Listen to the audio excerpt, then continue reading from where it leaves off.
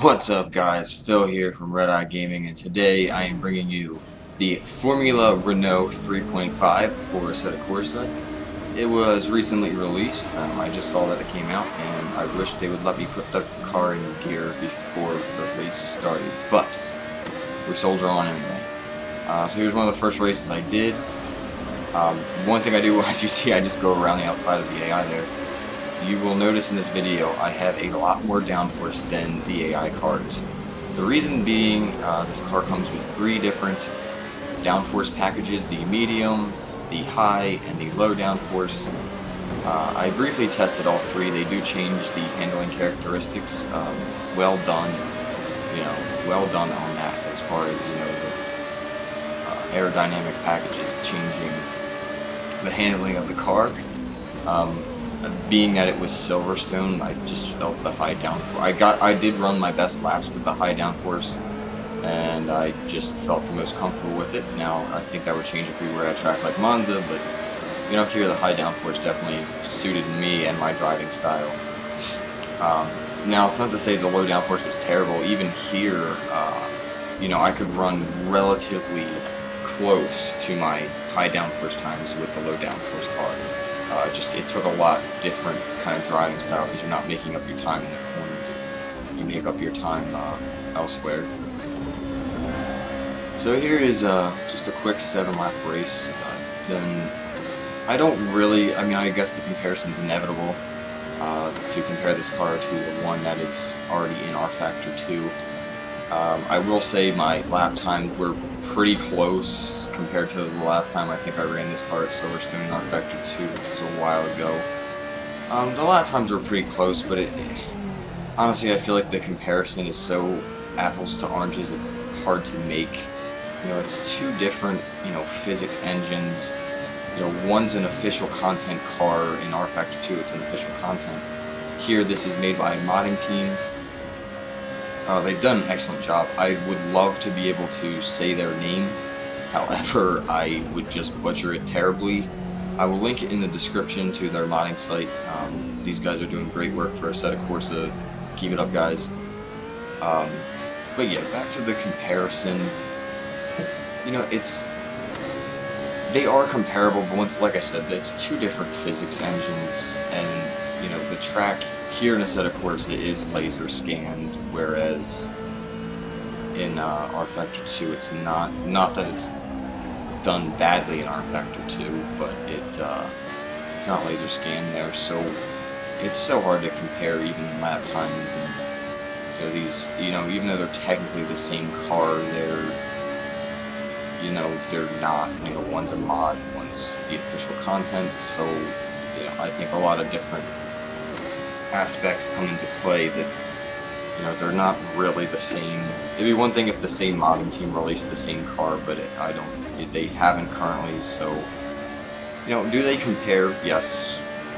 I think this one's a little bit easier to drive than the R Factor 2 version. But I also had it on an optimum track. Had I put it down to a green track, I'm sure it would have been a little more difficult. So let's get into what I thought about this car. It is so much fun to drive. I was having a blast with this car, and I can see this car being very popular in this game, as well as it probably be awesome for leagues. So anyone who runs leagues, you might want to test out these cars. I do think they could be very good for leagues, since I'm pretty sure this is a complete spec series. I don't follow this in real life. I live in the United States, so there's not really coverage of this in the United States. So I don't really follow this series, but I do think it is a spec. I think all the engines are at least spec, and I think everything's spec. So could really be interesting for league racing there. The other thing you will notice, at least the one big thing that I noticed, is the brakes in this car. I don't know. I think and I don't know if this is how they are. I would imagine to a certain extent, but man, when you brake, and I'm gonna call it kind of dragging the brakes, as you're turning, the nose just points, man. You can really just drag that brake and really get the car to turn in. And as you see me go around the outside of that guy, because I just have so much more downforce than him. But you can really point the car with the brakes, and it really is great practice for learning how to trail brake correctly. It is just so much fun because you can constantly, I feel like I can constantly push my brake points further and further. And, the better I trail brake, the more I can get the car to rotate. And, then I can nail the power coming out. And, I just get faster and faster. And it is a lot of fun to do. And it's a real balance too, because if you overdo it, you will lock the tires. You will spin off. You really feel the weight of this car shift when you brake. And you can really feel that it kind of get on its nose, and you can just turn this car like a top, basically, when you have the brakes on. It really does help and aid in getting the car turned in. So the other thing I would say is that doesn't work as well with the low downforce setup. Low downforce setup, you definitely need to kind of more brake in a straight line. You can't do as late in braking, obviously, because one, you are going faster in a straight line, and two, you don't have the downforce, so you lock your tires easier, you have less grip through the corners. The medium downforce car is kind of what you would expect. It's in between, it's not the low downforce, but you can definitely trail brake and point the car, but not quite as well. See, like as I go through that turn, I just have so much more speed.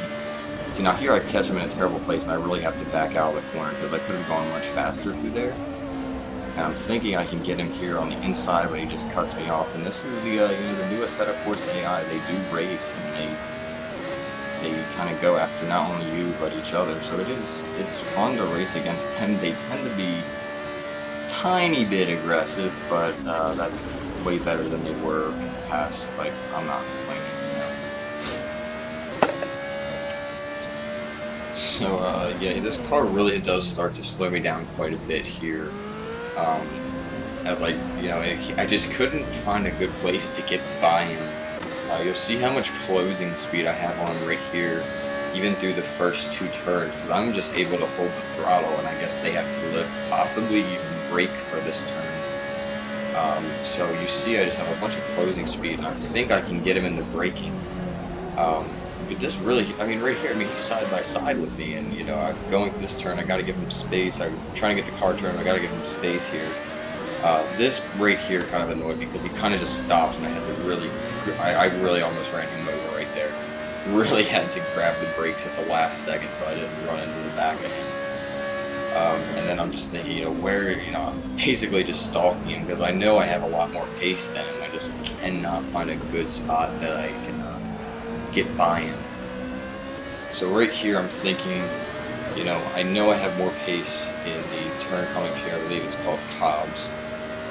Sorry, I don't know all the names of the Silverstone turn, but I think this is called Cobb's. It's Old Turn 1. That's what I know it as, the Old Turn 1. And I know I have a lot more pace coming through Maggots and Beckett's. Once again, I'm just not really close enough to get the job done, so I gotta back out of it once again. But this, this breeds a lot of cool racing because, different people are gonna have different driving styles, and some people are gonna like the low downforce or the high downforce, and you will have things like this where, I can catch him through a bunch of these corners because I have more grip than him, but then he's just got, on the straights, he can just pull away from me, and I really can't do anything about that. So it does bring a whole new level of aspect of racing. I don't know. I just got really a little bit too eager there to get by this guy because I was hoping I could actually win the race, but I started last and there was only 7 laps.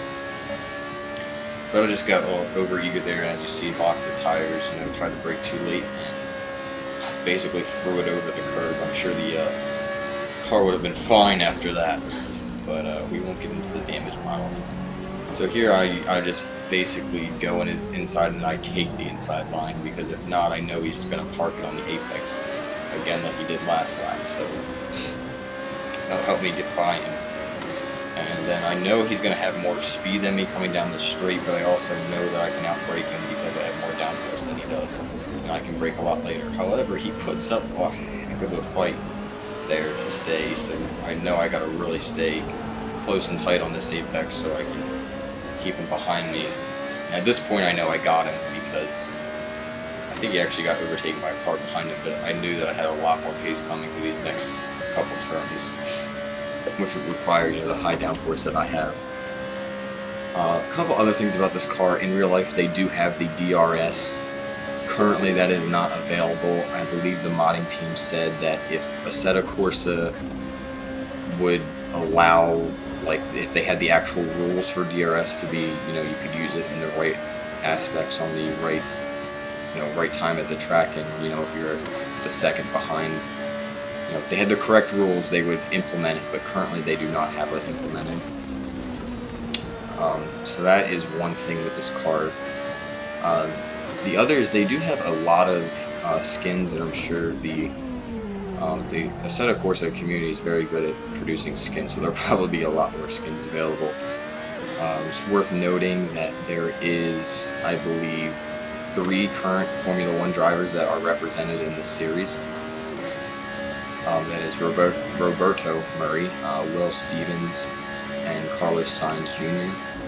And the game right there, see this, so I don't know what happened. I was just racing, as you saw, and all of a sudden I got like a big hiccup, and the drivers start retiring and pitting, and I don't know if it was just my game. It could have been 100% my fault. I don't really know. But yeah, they all start retiring right after that, and it was very, very odd. Like, I don't really know what happened. As you see, I'm just going really slow because I don't know if it was my computer that had a hiccup or what, or if this is a glitch in the mod with the AI.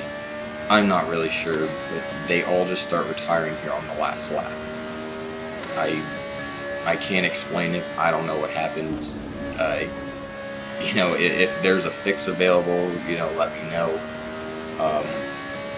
Like I said, it could have just been my computer, you know, because the game really, like, lost a bunch of frames. I don't know how much you'll see it in the video, but I know personally it just, I was like going into a turn, and all of a sudden I was there, and I was like, holy shit, like I thought I was gonna miss the turn. So I don't know what happened. It could have been my computer.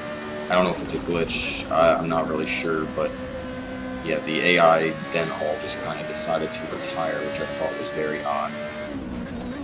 But anyway, I finished the race, and hey, at least I got first place, right? So I did get first place by default because apparently the drivers were retired. But anyway, that's been this mod, guys. Leave a comment, like, and subscribe if you like this. Remember to subscribe so you can keep up to date with the channel. I'll be posting a lot of sim racing videos, so until next time, see you later.